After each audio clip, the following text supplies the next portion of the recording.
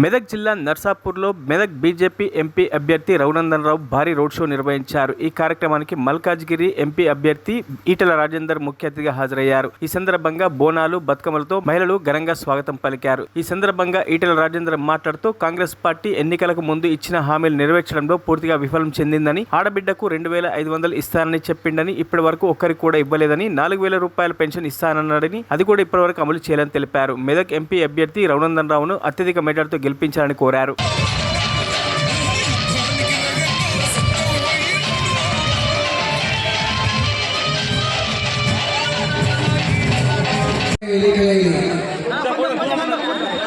మొన్న ఎన్నికలలో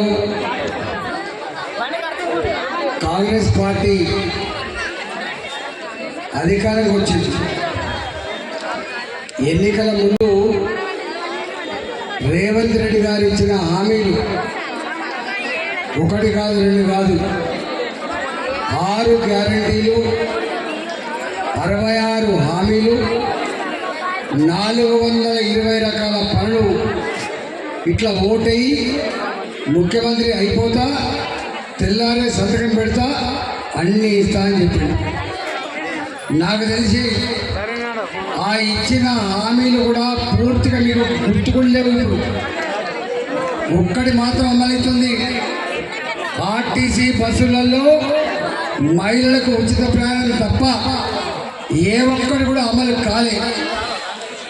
అమలు చేయని ముఖ్యమంత్రి రేవంత్ రెడ్డి ఆయన ఉల్టా మోడీ గారు ఏమిచ్చిండు, గాడిద గుడ్డు అని చెప్పి ప్రతి మీటింగ్లో చెప్పడం పోతారు.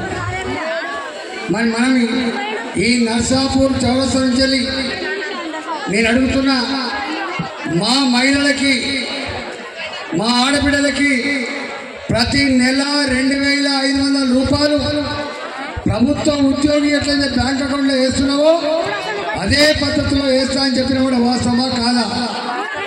ఎన్ని రోజులైతుంది వాళ్ళ ముఖ్యమంత్రి అయి? 6 నెలలు గడుస్తుంది. ఇంతవరకు ఏ ఒక్క ఆడబిడ్డకు కూడా 2,500 రూపాయలు ఇవ్వలేదు. రెండవది పెన్షన్ 2,000 రూపాయలు సరిపోతలేదు, 4,000 రూపాయలు ఇస్తా అని చెప్పినావు. 4,000 పెన్షన్ ఉన్న వాళ్ళకు మరిన్ని అప్డేట్స్ కోసం మా ఛానల్ని సబ్స్క్రైబ్ చేయండి.